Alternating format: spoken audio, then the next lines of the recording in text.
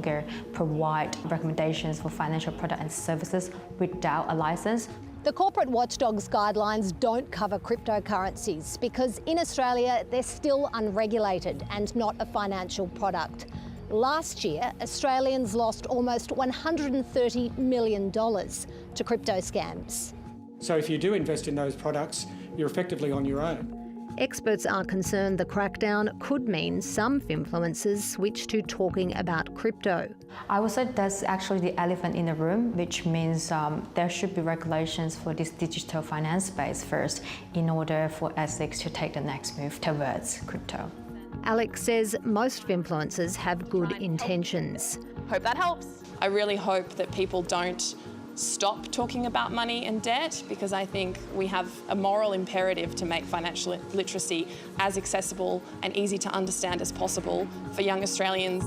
Alex is now looking into getting qualified to keep her online following.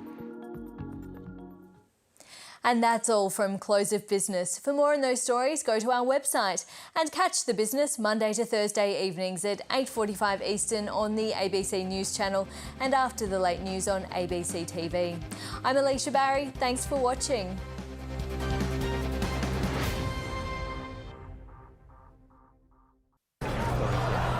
Economic growth family had never lost live performance. This is DW News Live from Berlin, a show of solidarity for the Ukrainian people. British Prime Minister Boris Johnson goes to Kyiv and meets with Volodymyr Zelensky.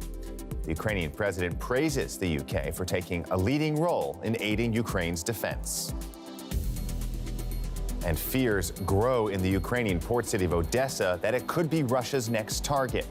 It's strategically important to both sides and has been under threat for weeks.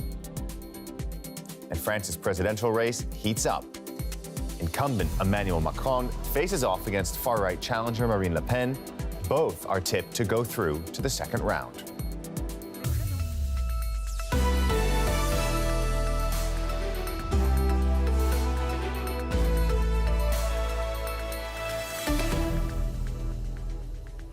I'm William Glucroft. Welcome to the program.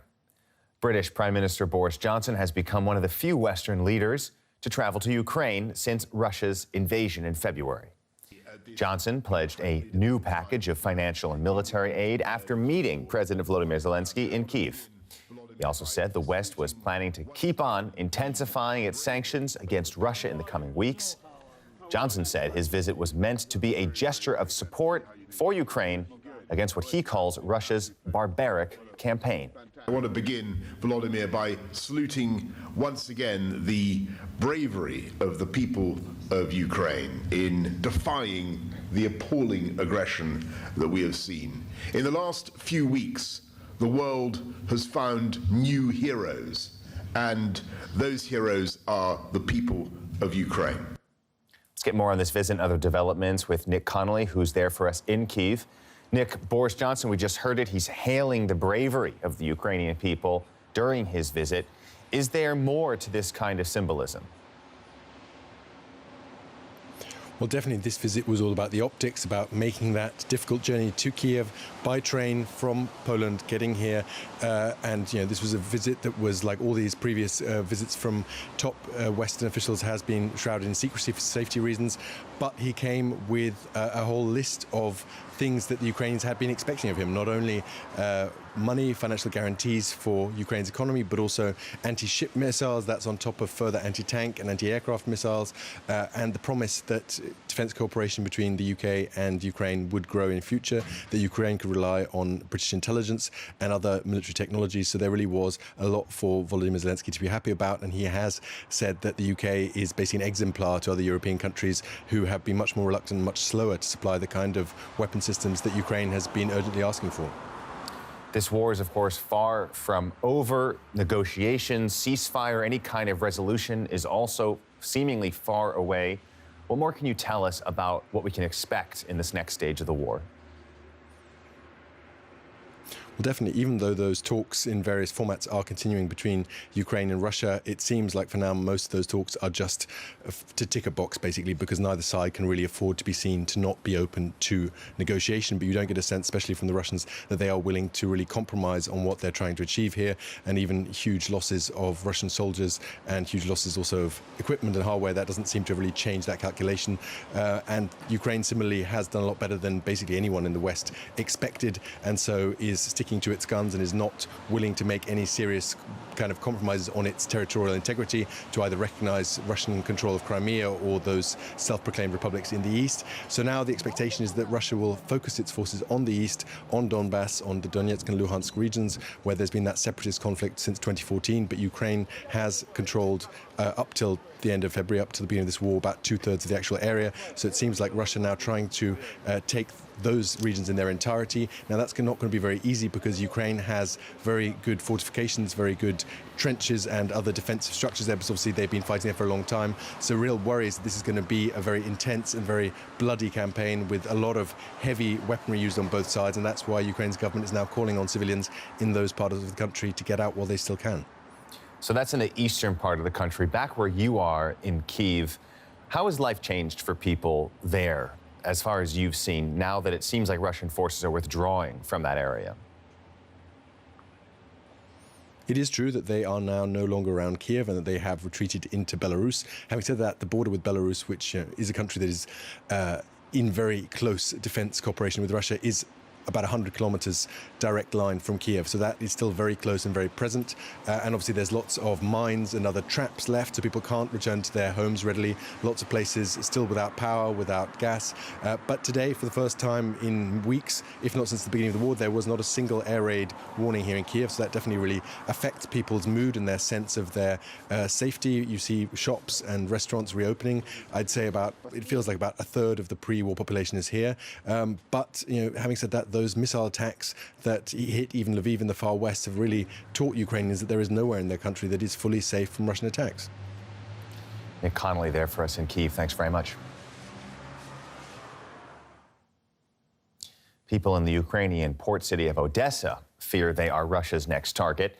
The city has imposed a weekend curfew following the deadly missile attack in Kramatorsk. Odessa is home to around 1 million people. Its location on the Black Sea makes it strategically important to both sides. Russia has launched 2 attacks near the city in recent days. Even before these latest attacks, many Ukrainians, mostly women and children, have been leaving Odessa. And for some, it's been a heartbreaking decision. It's hard, very hard.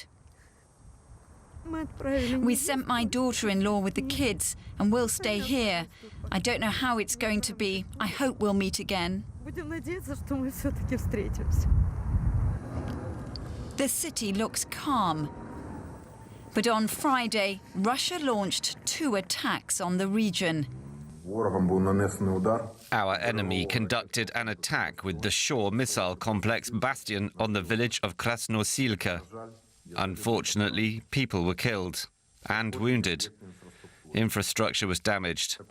Also, the enemy launched another missile attack near Odessa. Fortunately, no one was wounded. On Odessa's shoreline, there are warnings of mines, but that doesn't stop people from being outside as much as is allowed.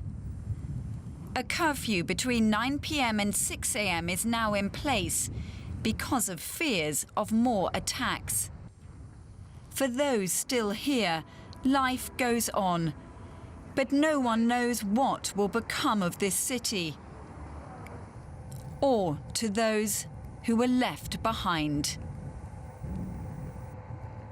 Let's get more on all these developments with Roman Goncharenko. He's DW's Russia, Ukraine, and Eastern Europe department based in Bonn. Roman, thanks for being with us on the program. There's so much in flux right now. Russia seems to be moving its forces to the east and southeast of the country, which is considered to be more Russian-leaning, but that's even there been proven hard for Russian forces. What kind of miscalculations have there been in trying to hold that part of the country? Well, probably Russia assumed that those are the regions where pro-Russian sentiments are the strongest in Ukraine. This is what the polls have been showing for years. And indeed, we have some up to 30% of the population in those regions before the war who believed Russia was not an aggressor. But the situation is changing. You see, the thing is, it's a bad argument when you're bombing someone and you want him to like you. So we don't have scientific data on it, but the sense is that more and more pro-Russian Ukrainians are now actually hating Russia. And at the same time, we're hearing that Russia is trying to counter Western sanctions by turning to what's known as the BRICS group. That's Brazil, Russia, India, China, and including as well South Africa, trying to find a way to get around these sanctions, including even integrating payment systems. Is there any chance there that these countries are going to go along with Russia's suggestion? Well, it's a difficult question because Russia has been trying to forge an alliance with the countries you've just mentioned, but the success is very moderate, I would say. So we haven't seen a formal circle of friends, so to say, of Russia. Some countries are supporting Moscow more, others less. So even China is somehow staying behind and not acting very actively to support Russia. So I don't think that Moscow's calculation will work. But Russia has taken action against certain organizations. We've already seen a crackdown on media, for example, and now they've revoked the registration for Amnesty International and Human Rights Watch. What does that actually mean for the work of those organizations? Well, it's a bad sign because it could mean that Russia is going to commit even more war crimes in Ukraine, and it will make it more difficult for independent observers if we don't have organizations like Amnesty International working in Russia and documenting actually what is going on. But this doesn't mean that we will have no witnesses. So there will be other ways, I'm sure.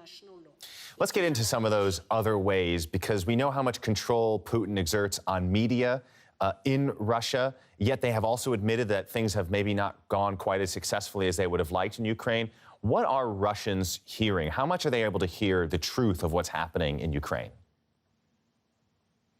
Well, not much, I'm afraid, because the internet is actually under Russian control. Okay, some people are using VPN to circumvent that censorship which is actually taking place in Russia. Television is the news source #1, and it is completely in control of the state. So the only sources left are actually when people talk to each other, when they call each other, meet face to face, and try maybe to get information in that way. So there is really, really bad situation. It is hard to imagine that in the 21st century things like that are possible. But the fact is, the censorship in Russia is working.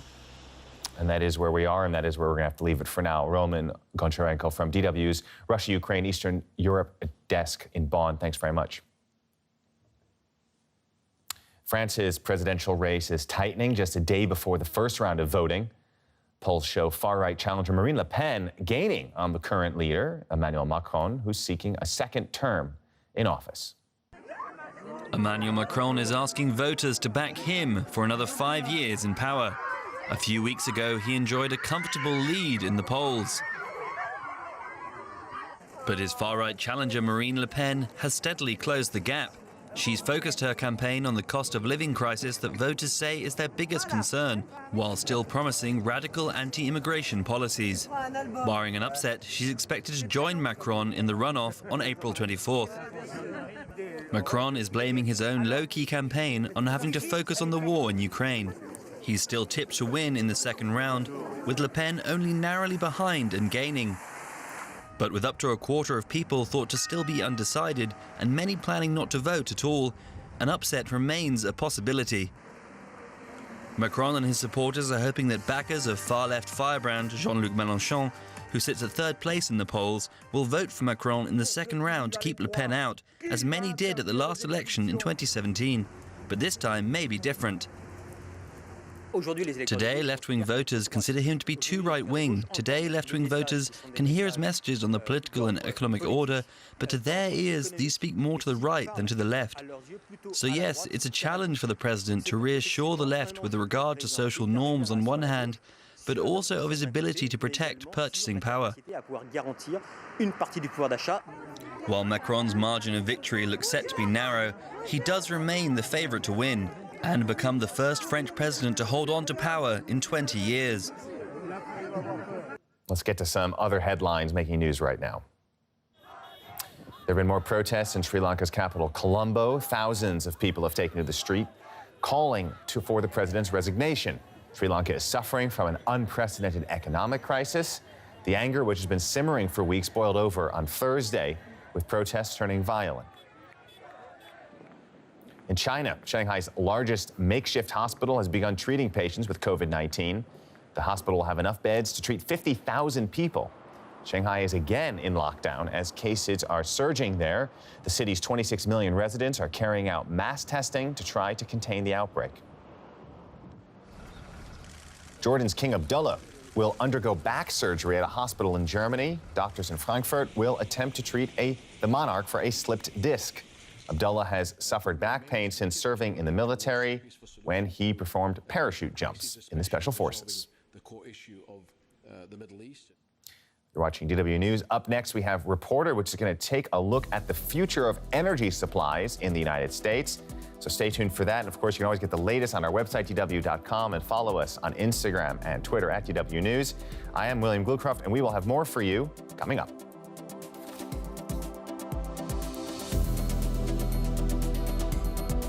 This week on News Breakfast, we're off to the races. After a 2-year absence, Outback Queensland's most famous event is back. We will see all the action from Birdsville. And we'll be joined by Australian music royalty Marsha Hines as she launches a new album and a very personal show.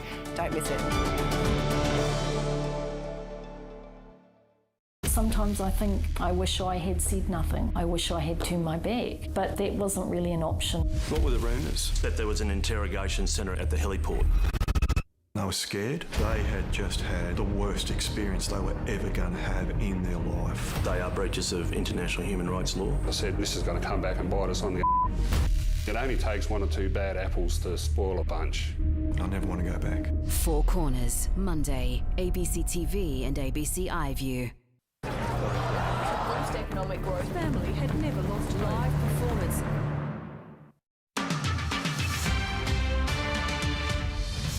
Hello and welcome. I'm Mariam Saab with the top stories on ABC News. The Prime Minister appears set to fire the starter's gun on the federal election. It's believed Scott Morrison will send voters to the polls on either May 14th or May 21st. Opposition leader Anthony Albanese is claiming underdog status, saying he's prepared for a tough campaign. Moscow says its forces have destroyed an ammunition depot at an air base in central Ukraine. Russia's defense ministry says a Ukrainian fighter jet and a helicopter were also destroyed in the attack. It follows an attack on a railway station in the east of the country that left at least 52 people dead. Victoria Police are mourning the death of a 25-year-old officer killed while on duty near Mildura. Senior Constable Bria Joyce was on a routine patrol when the unmarked car she was driving collided head-on with a ute. The driver of the ute was also killed. And the Adelaide Crows have claimed their third AFLW premiership, beating the Melbourne Demons by 13 points. Anne Hatchard was awarded Best on Ground, racking up 26 touches, 9 marks and 6 tackles. Those are the latest stories from ABC News.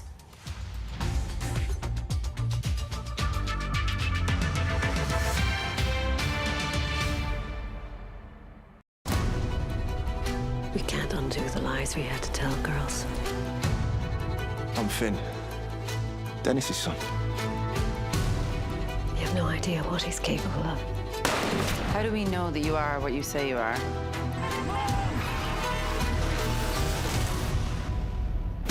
I knew my dad, he wasn't a murderer. I knew today. Family is the only thing that matters in the end. Smother, Friday on ABC TV and ABC iView.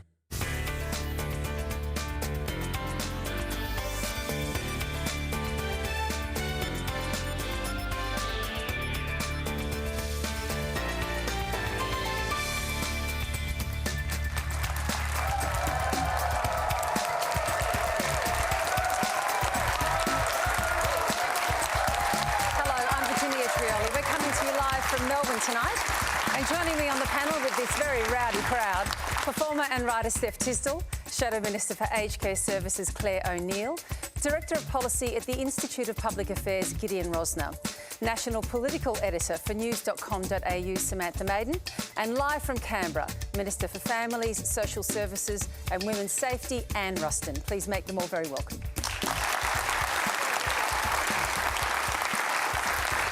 The Prime Minister is being assailed from within. In the recent past, his political allies have said they have never trusted him. They have accused him of sexism and racism, and women from within his party have accused him of being menacing and controlling, and described him as a person who lacks a moral compass.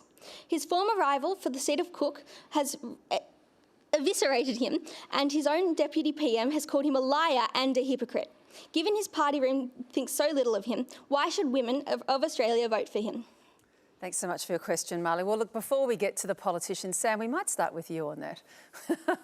Well, it's a big challenge for the Prime Minister at the moment, all the attacks on him right now. The question goes to women in particular, but it mentions a lot of issues that he's having to fend off. Well, it's quite a roll call, but we should say it's not just women who have made some complaints about the Prime Minister. As the question noted, the Deputy Prime Minister had some rather unkind things to say in that text message. I think that Prime Ministers before have copped this sort of criticism. Mean and tricky memo, you remember with John Howard. Very well. The lying rodent, which was allegedly said by one of John Howard's team in the lead up to the 2014 election. I think what's different this time around is the volume of it. Now, obviously, they will dismiss this and say that these people are disgruntled. I'm sure that Anne will have something to say about that shortly. But it's quite it's a volume of people, and I think that's the problem that the Prime Minister has got, because some voters will say, well, where there's smoke, there's fire. Anne, can I get you to respond to the question? Why should people, or women in particular, vote for the Prime Minister, given all of that? Well, I don't imagine there's anybody that's sitting on the panel tonight, people who are in public life who hasn't had a sledging sometime in their career. I sure know that I have. But what I would say is that, the timing of much of what has come out certainly has to be questioned, and we should be calling it out for that, because on the eve of an election we start seeing these things coming out of the woodwork. I would question whether it is actually a political hit job. But can I say, I can only speak from my own personal experience. I mean, I've worked with the Prime Minister for 10 years, closely with the Prime Minister for the last 3 years as in his cabinet.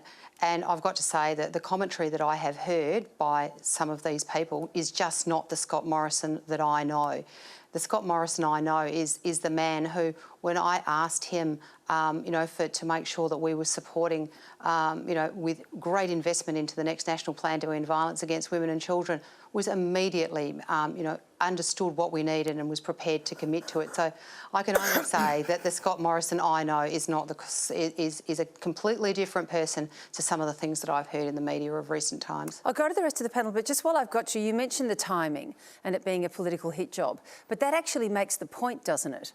When you're heading into a hotly contested election, as this one is, when the polls are indicating you've got an opposition that's clearly competitive, the fact that your own would be prepared to come out of the woodwork, using their own names, using their own faces and say what they are saying about the Prime Minister actually amplifies the point that they are so disenchanted with him, they derail their party's own chances of winning. Well, I mean, unfortunately, when you're the Prime Minister or when you're in any leadership position, you can't say yes and people are disappointed. I suppose I'm very disappointed at the way the disappointed people have responded with some of their public commentary.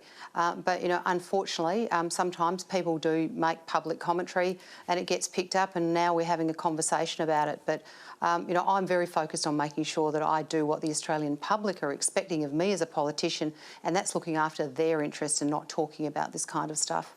You've spoken, Claire O'Neill, about male entitlement in Parliament before, and watch this closely. What's your response? I actually don't see it as much from a gender lens, so I haven't worked very closely with the Prime Minister. What I did notice in my electorate was at the last election, I think, Scott Morrison came into the job and he was elected as Prime Minister quite soon after. And he seemed to get this staggy dad sort of feel across, and a lot of my constituents that I talked to really felt that this is who this person is. And The truth is that Scott Morrison is the most strategic politician in the parliament. That is really saying something. Like, he is a politician to his absolute core. And the thing that really gets me about the conduct I see in parliament is he has a fundamental problem with telling the truth. And that's the thing that I can't get over, because I know that people think politicians are all liars, but Scott Morrison is in a new territory of his own. I see it in Parliament. He stands on his feet and he says, you know, things that are on camera. Him saying, you know, months or years ago, he just denies ever saying it. And this has just happened again and again and again. And we're going into this election context. We've got 6 weeks. And I do think it's going to be really hard for Australians to feel that they can put their trust in him to do what he says he will do, to not do what he says he won't do again, because they've just experienced this now for 3 years. And I do think they've kind of worked out who the man is and what his character is. Gideon, I'll take you to the question, but interestingly as well, and we should all reflect on this, and Sam, I'd like your view on it too, the fact that Matthew Kamanzuli, the former New South Wales Liberal Party member, he's won special leave from the High Court now to challenge the endorsement of those candidates that were led, championed and some might say steamrolled by Alex Hawke and also by the Prime Minister. How's all that going to play out, Gideon? Look, I think it's another mess, and I think the fact that we're talking about these things in part shows how Scott Morrison has lost control of the agenda, and the reason for that is because he has both parties, frankly, have very few things to say about actual policies. I don't know Scott Morrison. I can't talk to the veracity of these claims. My concern is what Scott Morrison has done to the Liberal Party and to liberalism, to the values that I've subscribed to. My concern is the fact that the Morrison government has embroiled Australia in $8 trillion debt, that it's ramped up online censorship, that it made it a criminal offence for Australian citizens during the pandemic to re-enter their own country, rendering them stateless. The Morrison government engaged in that awful state-sanctioned theft that was robo-debt. I think those are much more important issues to talk to the Prime Minister's character and his judgment and his leadership. And I have to say, Scott Morrison would have to be, in my opinion, the worst Prime Minister the Liberal Party has put up since Billy McMahon, except Billy McMahon had principles.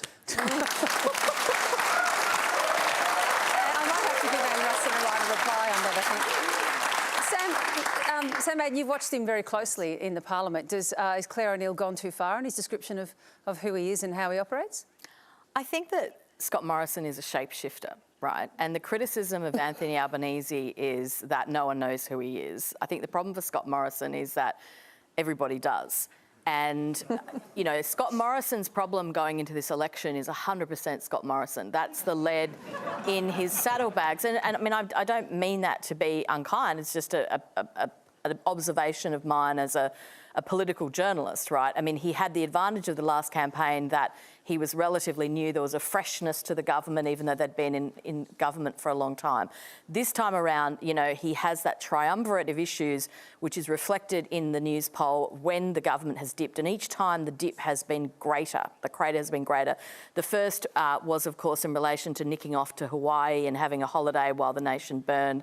The next was in relation to the allegations of abuse at Parliament House. Once again, the dip in news poll was greater than Hawaii. And finally, the greatest one was the vaccine rollout. Now, each time there has been a recovery, but you see now that their primary vote is very low. And yeah, I mean, you do see it all the time that the Prime Minister will say, oh, I didn't say that, I meant this, or someone asked me this, but I actually meant to say this, oh, I never said that. And it gets a little intriguing. Steph, you used to want to be a politician. I know, what a loser. Thanks a lot, Steph. Thanks a lot. No, I'm sorry.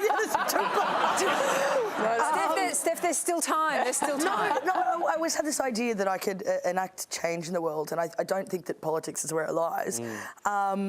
Because the politics gets in the way of politics. I think politics is so out of touch with society. I mean, like, I have this dream that we get a panel, like a jury of 12 random people from all around Australia, and they help make decisions. Because the whole thing is, with politicians, you train to become a politician. You know, you spend your life living the experiences that a person who wants to be a politician lives. It's like, you know, nurses, we send them out to rural towns and remote areas. There's, you know, a really big push on their resumes that if they've got overseas travel or volunteer work, that's all a plus. Politicians, just be white and a man, you know, and but I actually had a question. So for you asked the question. Can I ask how old you are? I'm 18. Yeah, so your peers, are a lot of your peers interested in politics? I'd be the most interested out of my peers. Because your question is super politically savvy, like you're really taking note of what's happening. But people like the generation just under me, I've noticed, are the most politically savvy. This is the most politically in touch society I've ever seen, and yet they have no interest in politics, which tells you everything about our politicians. You know what I mean? blame TikTok. Yeah. It's not, it can't just be TikTok. A large majority of Australia's religious population are immigrant communities. And they asked today, who should we vote for? And part of that is the Muslim community that I come from. Should we vote for the Liberal Party, who share a lot of our stances on issues of morality and traditional family, but at the same time, you know, don't have the best history when it comes to accepting immigrants and issues of racism? Or should they vote for the Labor Party, who are generally more accepting of immigrants and have progressiveness in that area, but especially in the last decade have shown a serious lack of connection to some extent when it comes to religious or moral values and traditional moral values. So those religious communities ask, who should they vote for today? Claire O'Neill, I'll start with you because Bakar's question indicates that there's a real lack of belief in you as a party anymore, and it's an interesting point you make about the last couple of decades, having lost touch with any sense of religion or faith. The ALP certainly had that, and of course we don't need to go back to the split in the DLP, but if that impression is landing, then you lose that audience. Yeah. Bakar, I hope that I don't believe that's an accurate reflection of Labor, but you know, you're a voter and you get to make your own assessment of the political parties. But I do hear this a little bit from religious people, and I just went through a big discussion with a lot of my faith communities around the Religious Discrimination Act that just went through the Parliament. And I did feel that I had to go to real pains to explain to them that there are actually a lot of religious MPs within the Labor Party that we have enormous respect for faith communities. And we do have to... Can I jump in? Do those religious MPs, do they feel within the Labor Party that they're able to express their faith as obviously and volubly as, say, the Prime Minister does? Yeah, I do believe that they do. But they don't seem to? And in fact, the discussions that I have with religious MPs in the Labor Party, like I'm from a Christian background, you know, my view is that, you know, the teachings of Christ are actually traditional Labor teachings because this is about sharing with the community, about bringing people together. And so, you know, that's where I come from. But yeah, there are lots of religious people in the Labor Party. We've got two Islamic MPs as well as, you know, other religions that are represented. So, I mean, the Religious Discrimination Act, I think, was an important moment for the Labor Party where we fought really hard to make sure that people who have a religious faith in this country were better protected by the laws of Australia. What we saw in that instance was, in fact, the government, you know, vote against its own bill to stop religious discrimination being prohibited in a proper way in this country. So I think we've got some work to do with yourself and with other religious people around the country to give you confidence that Labor understands you. You know, I represent a really religious community and I take that really, really seriously. A lot of migrants and many other people indeed in my community are religious, and it's really important that we represent you faithfully. Let's move on to Anne Ruston, because of course you're called out there in that question as well, your party, about having, I think the phrase you used, Bakar, was a history of racism. Well, I would certainly say to Bakar, I'm sorry that you think that way, because I don't believe that we have a history of racism. I think that, you know, we are a great multicultural nation, and, you know, all political parties, I think, respect that multiculturalism and particularly respect the faith of many different faiths in Australia and their right to be able to worship those faiths. And I think that is tremendously important. A little disappointing, Claire, that you're choosing to rewrite the truth around the history of the Religious Discrimination Bill. You know, we were very keen to make sure that the rights of people of faith were protected, and their rights to be able to actually worship that faith in a way that responded to the tenets of that faith were terribly important. And to suggest otherwise, I think, is a little disingenuous. But, Bakar, I just want to say to you, absolutely committed to allowing all Australians of free faith to be able to practice that faith. But I think one of the more important things, or a very important thing as well, that you need to look at is around, the plan for our economy, the plan for our Australia into the future, so that you are able to have the freedoms that obviously you so want to be able to practice your faith and so many other things that you'd like to do. We'll get to in your those life. issues, but the question, of course, went to faith, and that clearly matters to you. But on that issue of the issues with immigration and racism that Bakar mentions there, so we now actually have, just in the last few hours, the 8 remaining refugees and asylum seekers that have been held at the Park Hotel in Melbourne that for up to 9 years have just been released. And another 12 asylum seekers have also been released from detention in other cities as well. They've been there for 9 years in this case and different years in other cases, but a staggering amount of time and a staggering amount of money has been spent at offshore processing, approaching $6 billion since 2013. What were all those 9 years about, Anne Ruston? They were supposed to be security threats. How come they're just released onto the streets now? Well, one of the very strong things that we believe in as a coalition government, and that is the security of our borders and making sure that by having secure borders that we are able to have immigration policies that allow us to be able to have humanitarian intakes. And so, we make no apology for the things that we did to stop those boats coming to Australia. I'm sorry to jump in, Anne, but I'm going to take you to my question, which was about they were held there because they were apparently not able to be released in the community. They're a security risk. What's changed in 9 years and millions, if not billions of dollars later, that they're suddenly released on the eve of an election? Well, obviously decisions in relation to national security are a matter for the Minister for Home Affairs. But what I would repeat again, and that is that the national security of this country is built on strong borders, and we make no apology for the fact that we will continue to keep our borders safe. So this won't start the boats again then? I mean, that was always the rhetoric, that if you let them out into the community, the boats would start again. So they'll start again? Well, I think one of the things that we do need to be very careful of going into, when we make our decision about the election, is do we want to have a government that has a strong border policy that says we will do things to stop boats starting again? You're still not answering my question, Anne Ruston. Will it start the boats again? Well, what I'm saying to you is that the strong border policies of the government, of which I am a minister, have seen the cessation of those death boats that saw thousands of people drowned at sea, and we make no apology for that policy. I know everyone wants to jump in, but Bakar, is there anything you want to add in here?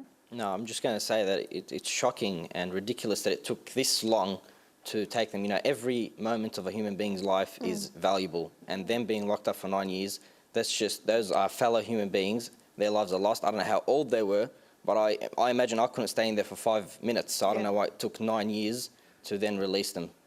We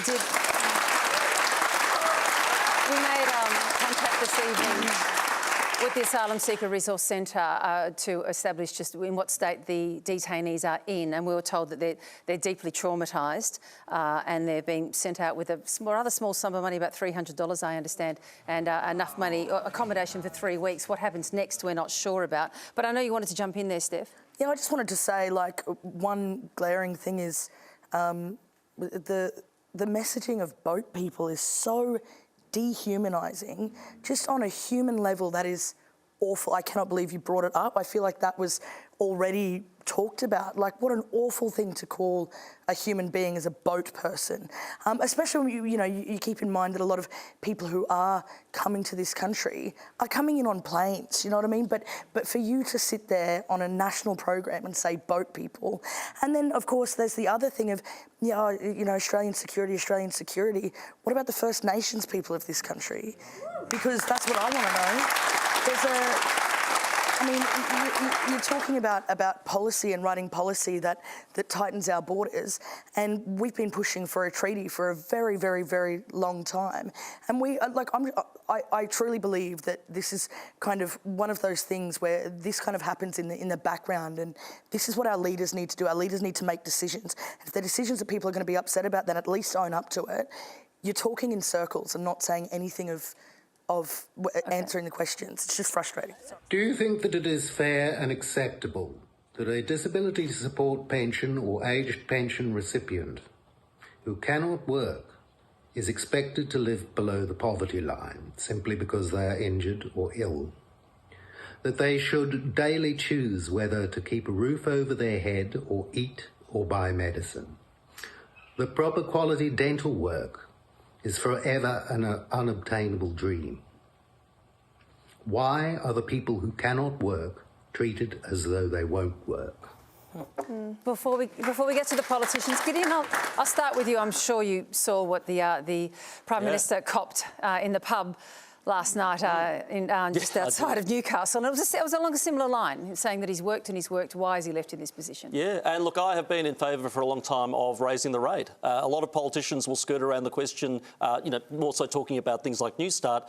Could you live on it? They won't answer. Look, I'll be the first to admit I could never live on what we pay New Start recipients. Not in a million years. It is not enough to live on, and it's certainly not enough to find a new job on, if that's what you want to do. But there is a proviso and there is a caveat, which is we have to find a way to help the long-term unemployed get into the workforce. There are too many barriers and too many obstacles to prevent that from happening. We do not want to just keep raising the rate and raising the rate and raising the weight without giving people the opportunity for rewarding, productive, socially inclusive work. I'll ask Anne Ruston about this as well, but Gideon, while I've got you, the issue of, because we've got such a workforce shortage at the moment and such a shortage of labour, you've got a lot of people on the aged care pension, for example, who would like to be able to work a bit without having their pension hacked, and in particular their spouse's pension cut because they've worked a few hours shifts during the week. Is there an argument for doing that? I think there's an argument for flexibility. I think there's an argument for allowing, for example, some people on New Start to work as well while retaining their benefits as well. It's about getting into the workforce, because studies show us that if you've been unemployed for more than a year, you are 25% less likely to find a job. After 2 years, your chances drop dramatically still. We cannot keep leaving people behind and leaving them out of the economy and letting them languish on payments that are clearly not good enough and not enough to sustain a dignified life on. Steph, what did you think of Michael's question? Oh, I was on the dole for ages. Well, not for ages, but for a while. What was that like? It was really tough. I mean, there's actually so much. There's so many things that are attached to it. I mean, the socioeconomic bracket that is that socioeconomic bracket are also more likely to do things like smoke and drink. Like, we have these stats that show this stuff, and they're the most highly taxed thing. I mean, it's absolutely crazy to me.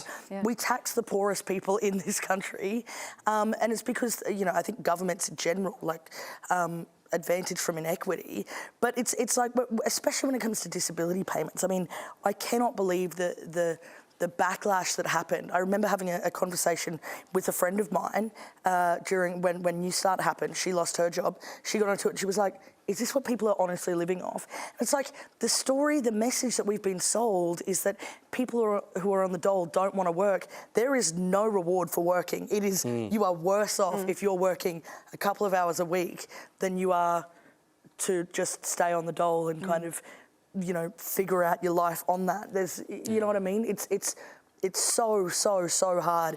That added thing of disability payments, I can't even imagine that with the extra medical and hospital costs. It's astonishing. Claire, and not to put you under too much pressure, but if you can try and keep your answers brief, because the election's not quite called yet and there's some other questions we'd like to get to. But Michael's question, Anne Ruston, was that do you think it's fair and acceptable about the situation that people on their disability support pension are on? Surely as a fellow human being, you can't answer that it is. Well, there were a number of things that have been unpacked in the conversations that we've just had following the question. The first thing I would say in relation to the disability support pension, it is paid at a significantly higher rate than what we would refer to as unemployment benefits or job seeker, because it recognises that people who aren't able to work will need a higher amount of money to live on, because we're not expecting them to go out and work. But the other thing I'd say, there are a number of things that have been put in place. I mean, the NDIS, I commend the NDIS. It was game-changing in so many people's lives who have lived with disability. And you've committed to fully fund it? We have committed to fully fund it, and it will be fully funded. But also, just recently in the budget, we reduced the threshold in relation to concession card holders to be able to get access to drugs sooner and to be able to get free medicines sooner by reducing the threshold. But the other thing in relation to comments around the age pension and age pensioners working, age pensioners who are listening should know that they can earn up to $300 a fortnight accumulated, so that's $7,800 a year before 1 cent of their pension is touched. OK, well, look, I've got to jump in now because it does sound like you're actually saying to Michael, look, it is enough, we've done enough. Steph, you were just guffawing there. Do you want to just quickly vocalise that and I'll move on to Claire? Oh, they're allowed to make $300 in a fortnight. That's insane. That was all. I was just laughing. OK, right. I had nothing more to say. I was just like, wow. Well, Claire, what would the Labor Party do? Well, I do think it's really tough, and I don't think you can hear a question like that and not feel, you know, the sense of emotion behind that. I think one of the things... It's about what you'd be prepared to fully fund in terms of an increase. So one of the things I'd just say is I think that times like we're in at the moment where the cost of living is increasing make this time particularly hard for people who are on a fixed income. So suddenly the cost of everything's going up, but their fixed income doesn't go up at the same rate. So, I mean, there's a whole lot of things that Labor wants to do to provide cost of living relief to Australians that would affect the gentleman that asked the question. But I just want to go back to the NDIS. I think we were living in a country before where people who had a disability were pretty much excluded from society, no real capacity to work and to train, and that has been changed, and I'm really proud of that reform. I just want to really quickly, very quickly if I can, from both of you, Claire O'Neill and Rustin, I hear constantly on my radio program from family members, parents who are calling in to say, my child with, for example, and it often usually is, autism and associated conditions that go with that, a situation or a condition that's really not going to change much over the years. But there are lots of scaffolding and supports that can be put in place and social connections as well. Being told they've had their amount offered that they had by the NDIS cut in half. Why? Because the NDIA has decided that those supports aren't value for money anymore, which is probably one of the most absurd things you'll ever hear about a condition that's going to be lifelong. Can you make a commitment this evening that we're not going to hear those sorts of reports anymore from parents about a sudden 50% cut in a program? Yeah, so I mean, I think... Very quickly, Claire. Yeah, I think that's been really disturbing, and you would have heard Bill Shorten talking about this a lot. We're really worried about the cuts that the government has made to the NDIS. What's your undertaking? And this is something that we don't want to see more of. I mean, I can't absolutely commit that in the future no one will ever have their program cut, but I can say this has been really disturbing to us because the NDIS is meant to be a needs-based program. What you need is what gets funded. And Rustin, do you have a commitment for us? Well, absolutely. If anybody from the NDIS is telling somebody that they can't have a program because it's not value for money, I'd like to know who they are, because I think that's an outrageous statement. All the time. You know, we are committed to fully funding the NDIS, and we will do so into the future because we believe it is a great program that is able to support so many Australians who've lived with disability. But, you know, that is an unacceptable thing for somebody to be told. We are not cutting the NDIS. We will continue to fully fund it. And I would hope that anybody from the NDIS would not be suggesting that somebody's program or package was not being given to them because it wasn't value for money. And that's all we have time for. Please thank our terrific panel this evening, Steph Tisdall, Claire O'Neill, Gideon Rosner, Samantha Maiden and Anne Rustin. You've all been fantastic, thank you. Really good. And thanks for your questions, and thank you to you at home as well for watching. Next week, Stan Grant will join you live from Sydney, and you can join me on Mornings tomorrow on ABC Melbourne. I hope you'll get up nice and early and do that. Until then, good night, go well.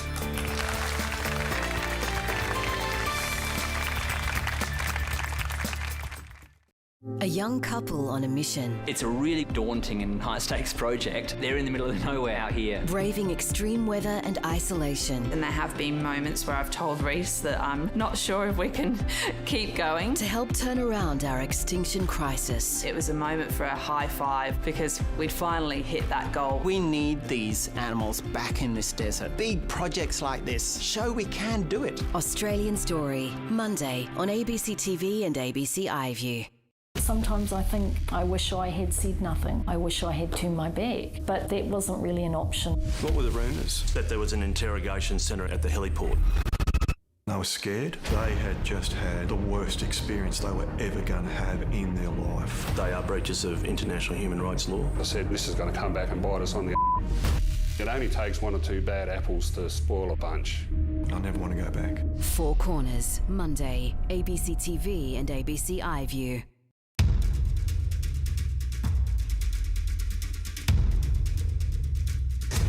You can see the bullet holes all over the wall.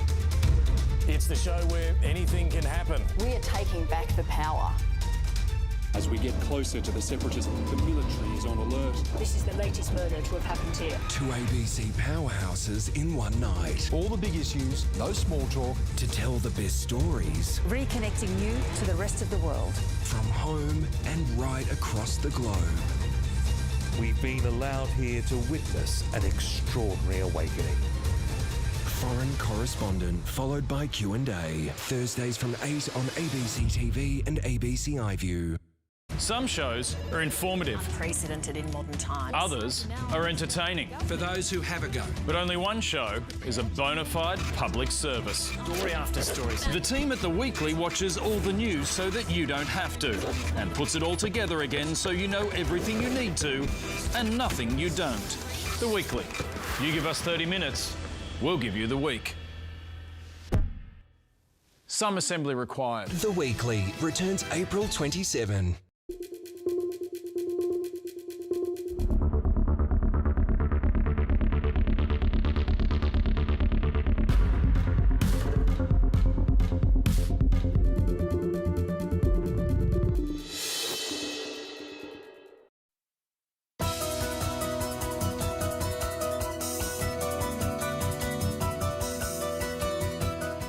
Today at the National Press Club, Peter Malinauskas, the freshly minted South Australian Premier, steered Labor to victory at last month's election after just one term of the Marshall Liberal government, an overwhelming state result ahead of a federal poll. Peter Malinauskas with today's National Press Club address.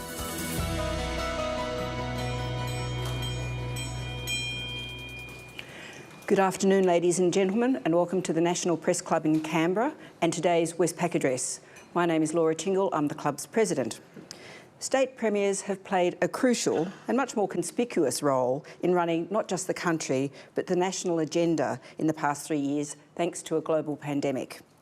National Cabinet gave them a platform, and a new parochialism crept in often into our national discussions about borders being opened or closed, and about states asserting their rights and responsibilities to run their health and education systems. Our guest today comes in at what feels like the end of this particular chapter in national politics after convincingly winning an election fought heavily on health issues. Whoever wins the looming federal election, we seem set for a new chapter of national debate about where the country goes next. And Peter Malinauskas seems very keen to try to help to set that agenda. Please join me in welcoming the South Australian Premier to address us today.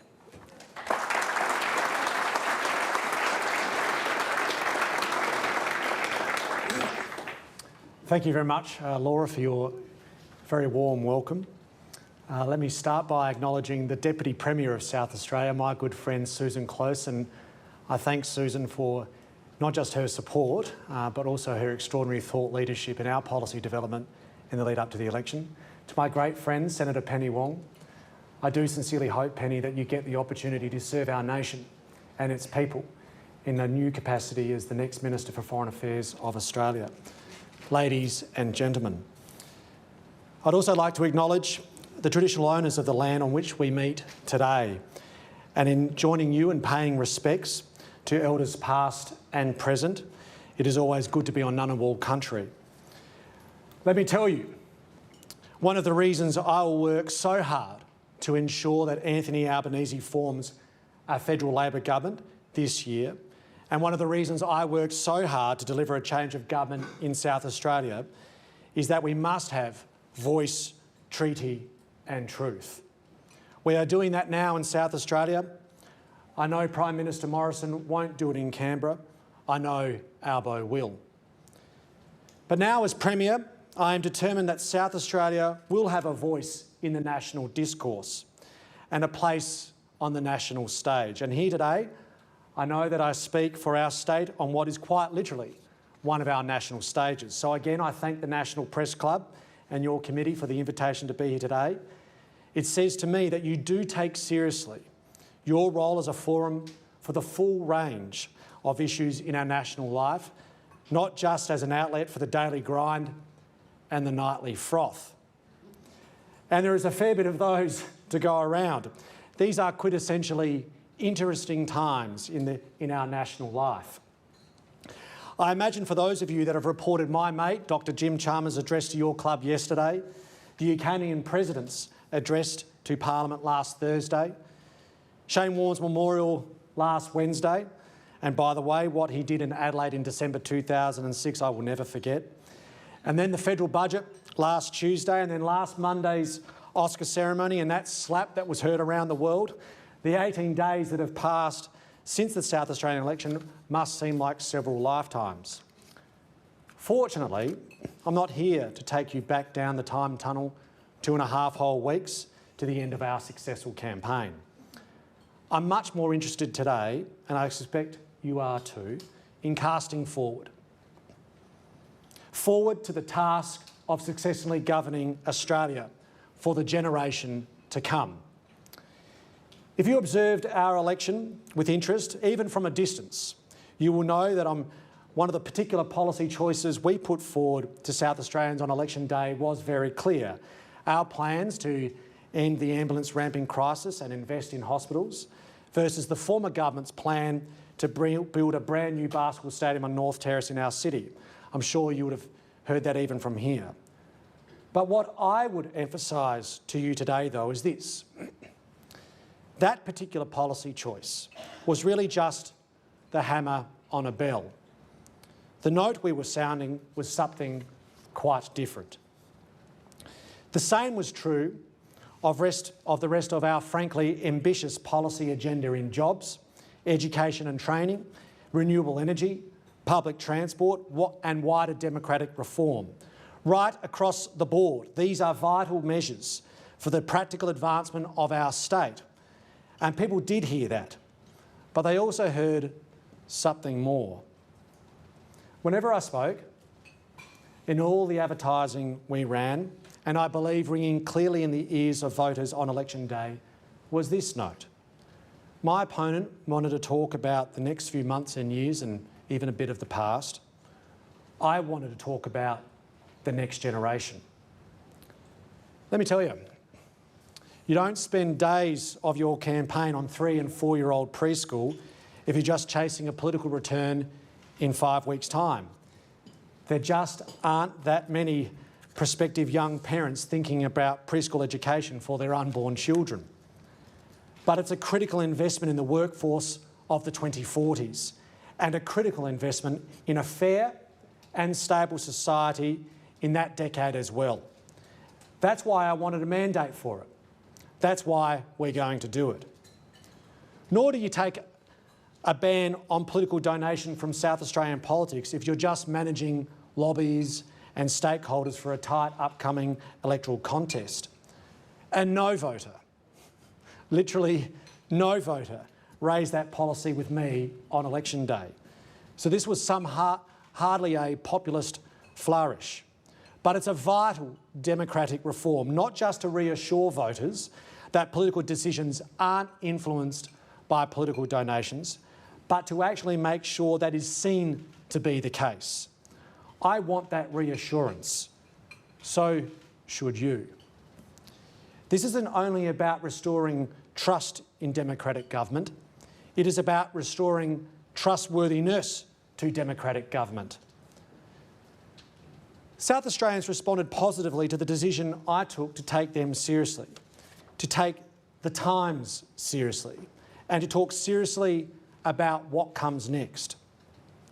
My government was elected by everyday families who have mortgages that will run into the years and decades ahead, who sit down and check their super balances at tax time, who think about what their plans are, who think about their own insurance policies and ponder about the jobs their kids will have in decades to come.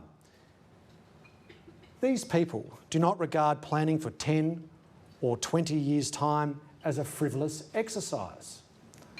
Quite the contrary. They are grateful, indeed relieved to learn that they're not the only ones and that someone in government is looking ahead just as they are. I'm sure the working journalists here today experience the same from your audiences. When your reporting treats them with respect, ideally that respect is returned. So today, I want to go beyond the here and now. So I'm not here to have a whinge about the GST. I'm not here to have a whinge about water, and I'm not here for a culture war about renewables. Just as I spent every day of that campaign talking about the next generation, I want to spend every day in government on the same project, including this one. So let's start with what we all know to be the case. As we stand today, the immediate challenge of our national policy is very obviously the cost of living pressures that have finally found their way again from kitchen table to cabinet table. Now, if I really thought the current crunch on family budgets was a short-term blip or a temporary dip, I'd be more than prepared to move on, as I rather suspect the current federal government hopes to do, judging by what you might politely call its one-off plans for short-term relief. But that would be to fundamentally misread the structural economic challenge that COVID hasn't just exposed, but also exacerbated. Cost of living pressures are not new. They have been an omnipresent problem that suddenly has got a lot worse. People who rely on work for their income have been squeezed, and they've been squeezed for a decade. It's unbearably common to speak about Australia's period of 30 years of economic growth from the 1991 recession to the COVID pandemic. I can't imagine how many times that has been said in this forum. But we've only had 20 years of wages growth. For people who rely on work for their income, the economic miracle stopped 10 years ago. So be clear, the cost of living crisis in Middle Australia had its origins in the past 10 years of public policy quite deliberately designed to flatten wages. Then the pandemic cut off global transport routes and kept workers home all over the world. And again, because of our position at the end of global supply chains, after many years of conscious policy that you would make fewer things that we use every day. So now we live in a country where you can't any longer manage a household with things that are made here at home. And now, of course, we have a petrol price shock. Hard enough back home in Adelaide. How other families in East Coast states do that long commute every day, I can't imagine. So we've got wage stagnation, high cost of manufactured goods, a global oil shock, and then there's the massive unequal wealth effect that the pandemic disruption has had to our economy. People who were fortunate enough to own assets at the start of the crisis, especially real estate, have had an extraordinary return on their investment through a period where other people who relied only on their labour for their income have experienced huge disruption and insecurity, which has ultimately resulted in an extraordinary hip pocket hit. Now, in that position, with an old problem growing for a decade, that's got a whole lot worse in the past 2 years, blowing up on the eve of a federal election, all of that creates a genuine national risk. What I fear is that we'll only have short-term solutions, one-offs, like a fuel tax holiday until September, or cash handouts this year. And they will come at the expense of long-term structural reform that addresses the long-term structural challenge that got us here in the first place. And what a challenge it is. Because, friends, if that summary of the immediate challenge to Australian governments isn't sobering enough, I put it to you that all that is actually just the symptom. Now I'm going to show you 3 slides. I know that no words sends fear through an audience like slides, but I promise I've never been a management consultant, and there are only 3. This is the Harvard Index for Economic Complexity. You see here depicted the German economy. The size of the boxes that you see, and there are lots I know, but the size of the boxes you see depict the value that that industry presents to the German economy in this case. as measured by its exports. So the size of the box is the size of the value to that economy. The colour of the box depicts economic complexity. Dark green reflects deeply complex, and the darker orangey colour represents relatively simple. Now this matters because complexity is an indicator of skilled work, secure work, well-paid work. Now it's hardly surprising that here in the German economy you see a lot of green and a large number of boxes. But if we move to the Canadian economy, you'll see that it's a bit different. You see less green and more simplicity in their economy. Now, the Canadian economy is a great comparator, I think, to Australia. We have things in common, not least of which our relative size of the economy. I think from memory, Canada is the 9th largest economy in the world. I think we're the 13th. Population a bit over 35 million, a population here at home approaching 27. Both nations very large, both blessed geographically and with a large abundance of natural resources. So it's not surprising that in the Canadian economy you see more orange and less green. But if we look at the Australian economy, we see a fundamentally different picture. A fundamentally different picture. I mean, I believe this to be a depiction that is quite extraordinary. So much less diverse, so much less complex, so reliant on commodities, so reliant on sectors which generate comparatively less skilled employment, even to Canada. Now, when you show this slide in some quarters, it creates a degree of shame or horror in the room. I don't share that view. Ultimately, this shouldn't be a source of shame. This is an economy that's been a source of an extraordinary living standard in our nation for decades. This has served us well, one of the highest GDP per capita, and we still remain the envy of the world. So you might reasonably say, why is any of this a problem? Can't we just take the world's commodities money and all go to the races for the afternoon? Well, I'll give you 5 reasons why not. First, complexity is an indicator of demand for skilled, productive, secure, well-paid labour. Because our economy lacks complexity, we don't create enough highly skilled jobs. Mining trains hardly need drivers in the same volume they once did. We need to create demand for brain jobs, not just for our kids, but for 50-year-olds with 15 years in the workforce ahead of them. Second, diversity is an indicator of resilience against external shock. Our extraordinarily high level of dependence of national income on 2 or 3 resources, iron ore, coal and natural gas, means our national future for living standards and for public revenue is never truly in our own hands. Third, because those export-earning sectors don't create demand for the level of mass employment that we desire in our economy, the income earned from those exports doesn't flow far enough or fast enough into take-home pay packets for enough working Australians. The link between national income and household income in our nation is too weak. You've all heard Chris Richardson say in the past month that recently the world has given Australia a pay rise through rising commodity prices. True.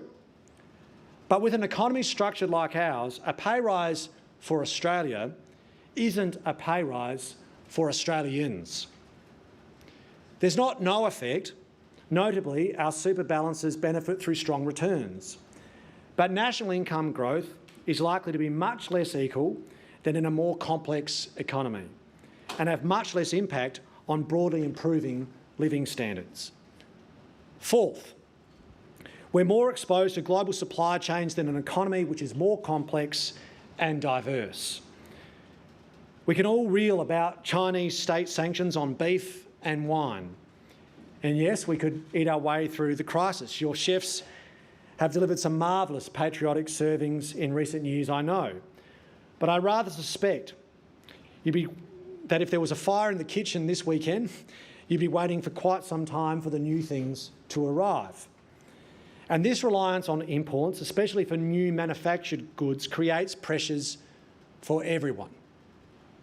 For everyone. We're now importing virtually everything, including inflation. These four things are about our relatively simple economy. We don't create enough skilled jobs, too exposed to external demand shocks, not great at spreading the income through our society, and too exposed from importing inflation from overseas. None of this is new, but the fifth one has also been coming at us for a decade as well. Some of the yellow boxes on this slide here for Australia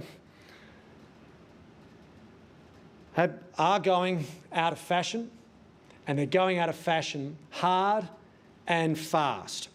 Look at the ginormous box there for coal.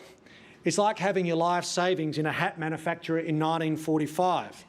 We've got about 15 years to make the most of it. The world is eventually going to stop buying this stuff in a big way. And if we want a living for our own retirements, much less for our kids, we need to make the transition really, really soon. So what Australian government's going to do? We have lived, indeed, we are living through a health crisis. And of course, I have just fought an election that in many ways was a health election.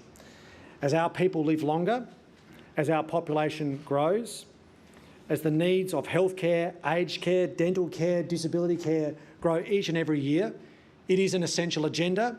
I'll never lose sight of it. No government should. But be very clear.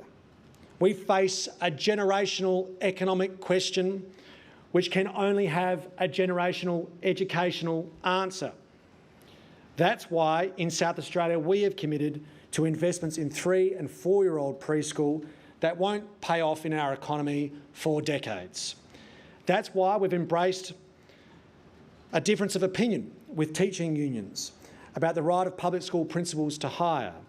That's why we're embracing a reform of the university sector in our state that has suffered so much but needs change if it's ever to recover. That's why we're putting skills back into schools in a way not seen in my lifetime. State governments can make a very serious contribution to the national good. After the past 2 years, what I think of the central tier of Australia's 3 levels of governance has never looked more important. But we need a partner. I'll expand on one example. The universities have just been smashed by COVID. And even worse, they've been thoroughly ignored. And as that has happened, we know they really should be the engine room of economic enablement for individuals and for the national economy. There's no serious policy effort in the current federal government on higher education. There is just an inexplicable, irresponsible habit of intergenerational envy and campus politics legacy wars. As a Premier, I am prepared to do my bit. South Australia's 3 universities are governed by state acts. Every thinking person at home knows we need to at least examine having 2 universities, not 3. No one's done it. We're going to do it. And I really hope that we have a federal education minister who can see the opportunity that will create. Or consider another example. My New South Wales colleague, Premier Perrottet, addressed you in December last year. I have no idea why you went to Sydney to hear from him. But that's a matter for club members at your AGM. But anyway, Premier Perrottet ranged widely, and I paid particular attention to his remarks about the fragmented environment for early childhood learning. Now, I'm not going to get in the habit of quoting Premier Perrottet, but these words are worth repeating at some length.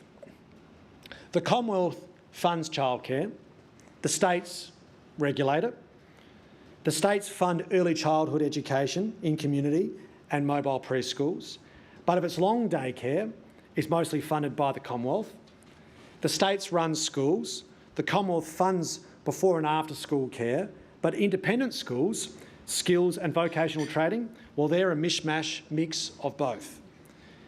Now, I insist that this confusion can't be an excuse for inaction. The first 1,000 days are crucial to the brain and social development of every child. Nearly a quarter, try this stat on, nearly a quarter of South Australian 5-year-olds have started school behind the development milestones. Nearly the highest proportion of all states, so clearly we must do better. But that mishmash Premier Perrottet described is a real barrier to lifting standards, lifting achievement, and making the best use of the additional resources that we are prepared to commit. Now, so I've just not promised new investments. I've announced there will be a Royal Commission into early childhood education and care in my state. The fragmented policy, environment, and the vital importance of success demands nothing less. These are just two of the combined measures of investment and reform that can build productive capacity, then expand demand for skilled work, and which can begin to build the future that we all seek, to grow skills, to embed knowledge, to embrace complexity, to hedge against more of the national risk, to spread more of the national growth, to harness so much more of our national strengths. None of it will cut the cost of petrol or bread or beer next week. But my contention is that the only real way to address cost of living in the long term is to fundamentally change the third slide, to have a diverse and growing knowledge-rich economy with a sustainable wages and incomes policy based on lifting labour productivity. Wages and income is an area where the Commonwealth simply must lead. That is the great social and economic bargain at the heart of any good economy. Work better, earn more. And it is a bargain which has been absolutely abrogated in the political economy today. While the key policy areas that would deliver on the productivity end of the bargain, schools, higher education, training, skills development, early childhood, and where the territories and states are desperate for a partner in the federal government. It's long time past to begin.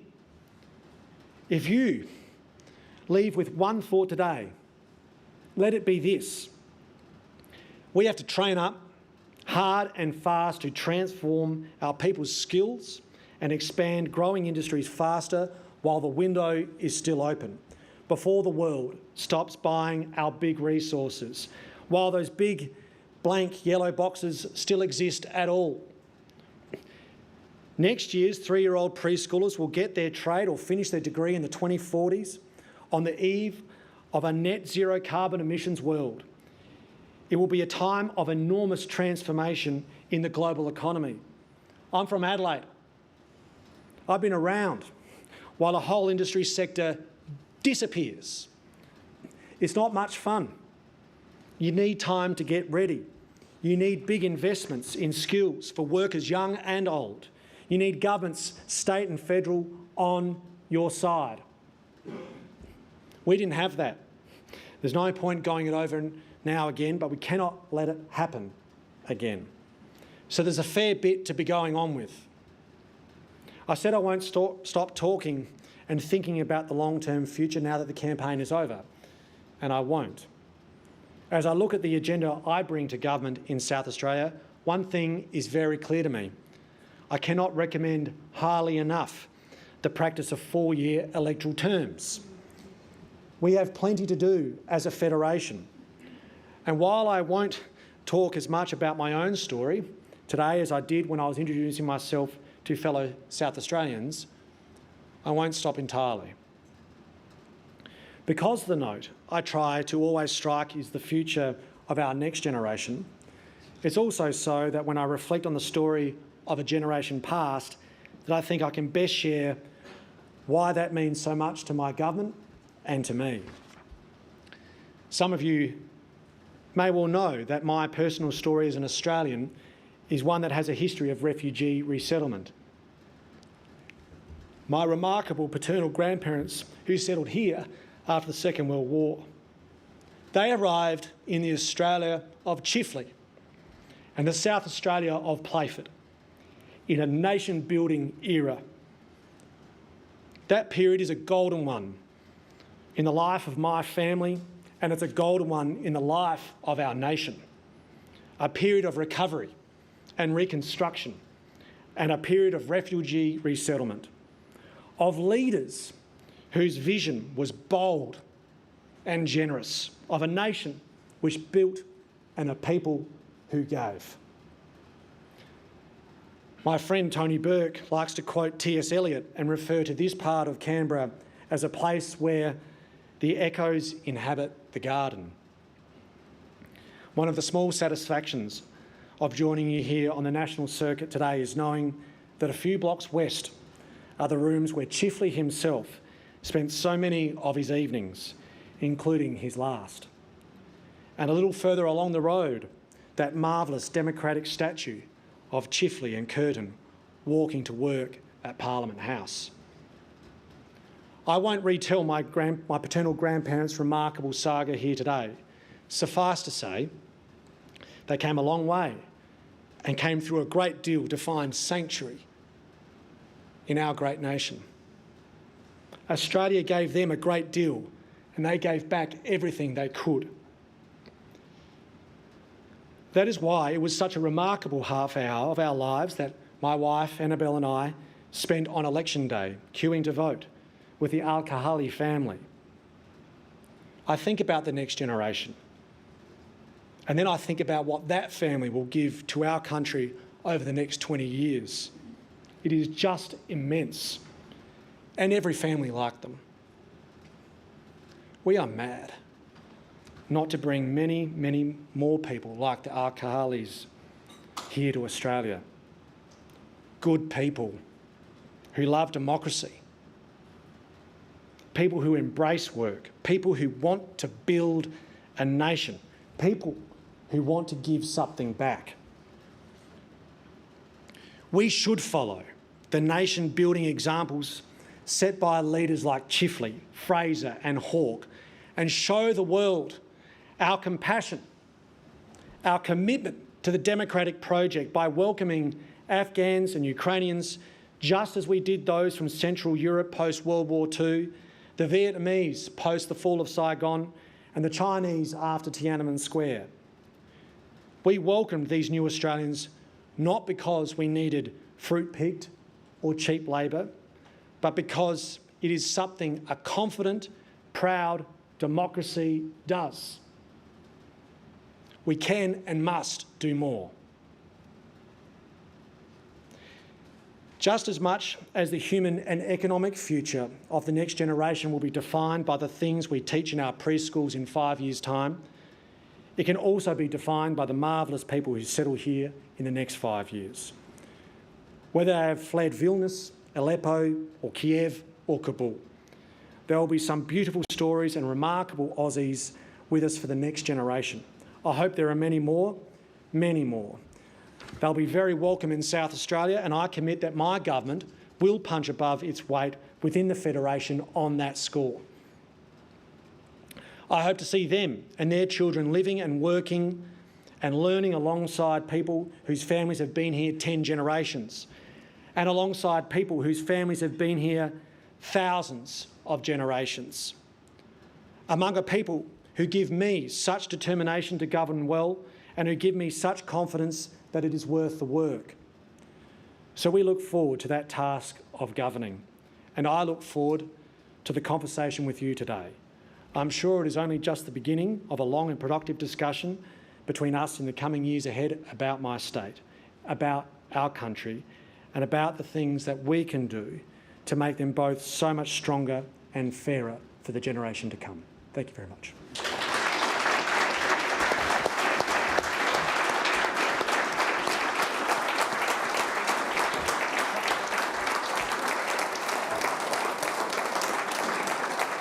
Well, thanks so much, Premier. You've made a lot of really interesting points at this particular time of the national discussion.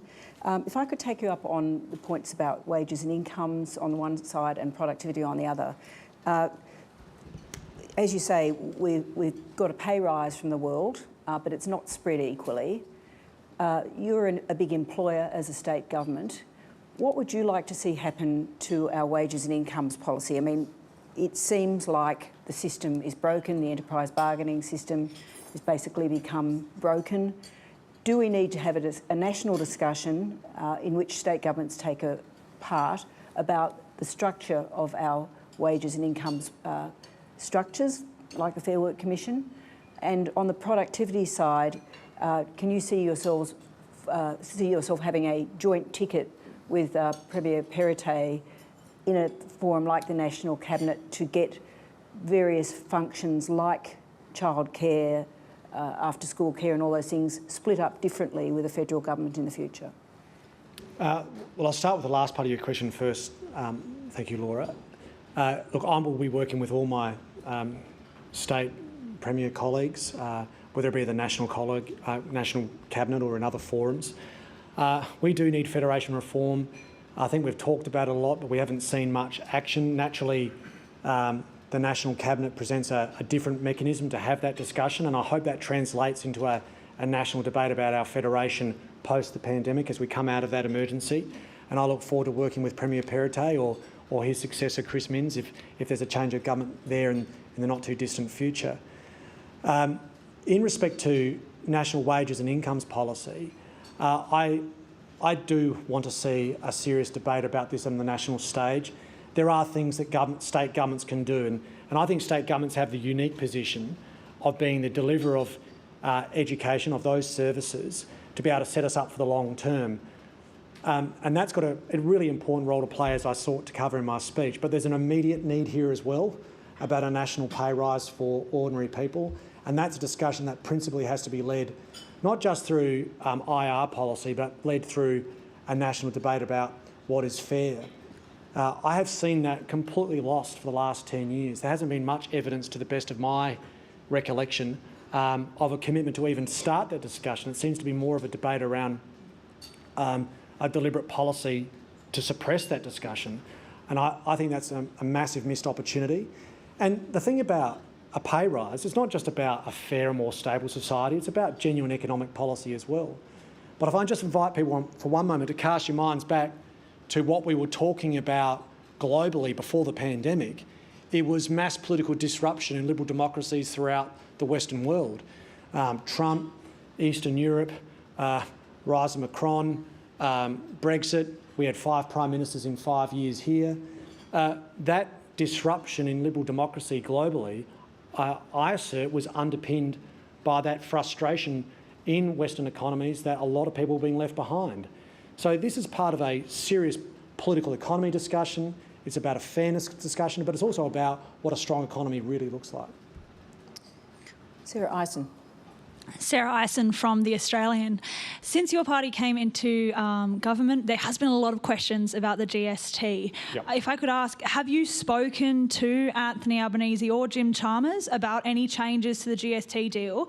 And if so, where did that land? If not, will you do so before the election? Oh, look, there's been loose discussions that I've raised with a number of my Labor colleagues on numerous occasions. I speak to Jim on a semi-frequent basis, similarly with Albo, and they're well aware that I am concerned that the GST deal that the Commonwealth led that gave Western Australia a massive leg up so they can have a multi-billion-dollar surplus was at the expense of a lot of other states, including my own. They're aware of my view about this. I will absolutely continue to agitate this. I'm well familiar with the fact that Jim yesterday ruled out changes, and that's his prerogative. But my prerogative as the leader of my state is to stand up to the Commonwealth, whether it be the coalition in charge or federal Labor, to advocate a case of fairness. I can't see any rational justification for the change that was made apart from a political concern in the West that Scott Morrison had when he was the Treasurer. And what Premier McGowan and Premier Bartlett before him demonstrated was that they could use the power of politics to give their state a better deal. Well, I intend to do the same for South Australia. Did it concern you how much Jim categorically ruled out reopening the deal? No, because it reminds me exactly how much the Commonwealth government used to categorically ruling something out for Western Australia too. So we're at the beginning of a journey here, and it's one I intend to pursue. Thank you. Gabriel Polychronis. Gabriel Polychronis from the Adelaide Advertiser. Good to see you, Gab. Commiserations for Friday night's showdown. Yeah, I'm still feeling it, mate. Thanks for raising it. Premier, your emphatic state election victory last month proved the power of incumbency during the COVID pandemic is over. And it surely sent a very clear warning signal to the federal government. However, it has been remarked that opposition leader Anthony Albanese is no Peter Malinauskas. What advice would you give Anthony Albanese ahead of the federal election? And also, could you ever imagine yourself in federal politics in the future? Look, the short, absolutely not. I made a very deliberate decision some time ago to put my hand up to represent the people of my state in state politics, and I have not regretted that decision for one moment, so I can rule that out. In respect to advice for Albo, Albo doesn't need advice from me.